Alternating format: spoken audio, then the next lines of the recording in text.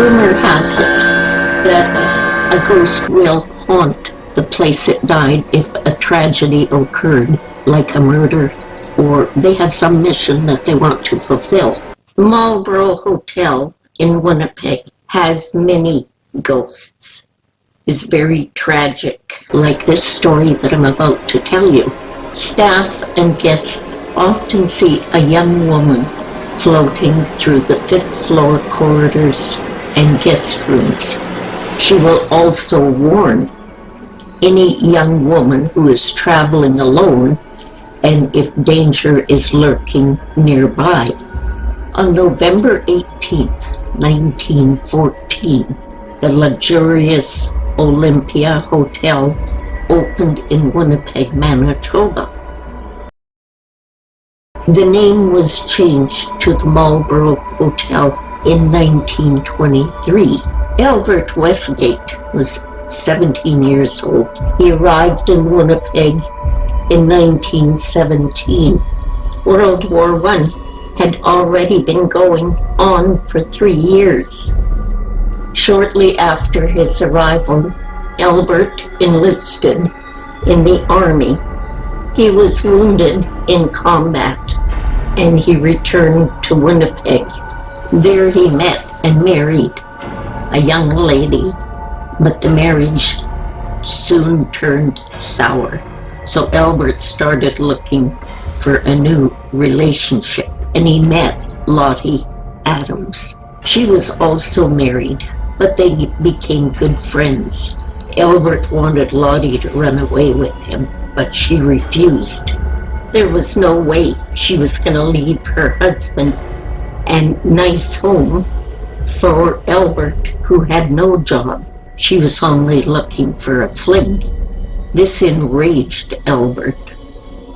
Albert Westgate drove to a secluded area with Lottie. He asked her once again to run away with him, and she refused. So he turned on her and ruthlessly murdered her. He covered her body with snow and drove away. On February 16th, 1928, Lottie's body was discovered, and of course Albert was arrested and charged for her murder. He was sentenced to hang, but then the sentence was changed to life in prison. But in June of 1943, he was released on parole after serving only 14 years. He met a 16-year-old and became just infatuated with her, Grace Edith Cook. Through lies and expensive gifts, he built a pretty picture of a new life in Vancouver for him and Edith. Poor young and naive Edith had no idea her life was in danger. She told Albert she wanted to visit her parents before they moved. But Albert was against this. He said, "No, we're just gonna leave and not tell anyone." Somehow or other, Edith did let her parents know that she was moving. Instead of visiting her parents, Albert asked her to get a hotel room at the Marlborough Hotel, of all places. So Edith got a room at the Marlborough, and she was assigned room 503. Albert and Edith were seen by staff and guests alike over the next few days. Whatever happened, we're not sure.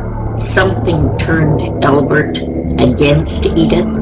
It's possible he found out. Edith did get a hold of her parents, and she was going to go see them. Or maybe he was recognized by somebody as a convicted felon. We don't know.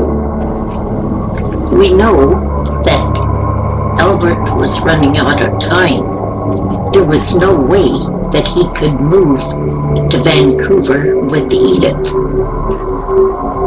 The parole board would not allow him to leave Winnipeg whatsoever. As in the same case with Lottie, if he couldn't have her, then nobody else would either. So he turned against Edith and brutally strangled her in room 503. Well, of course, Edith's mother was suspicious when her daughter didn't come to say goodbye. She asked Albert, "Where is Edith?" And Albert said, "Well, I don't know. I think she might be over at the Marlborough Hotel. That's the last I seen her anyways." Edith's mother went to the hotel, discovered her body. Well, of course, Albert was arrested. This time, he went to court and he was sentenced.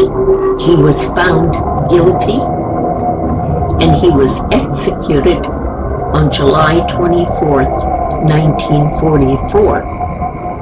Now, Edith is often seen at the hotel where she was brutally murdered.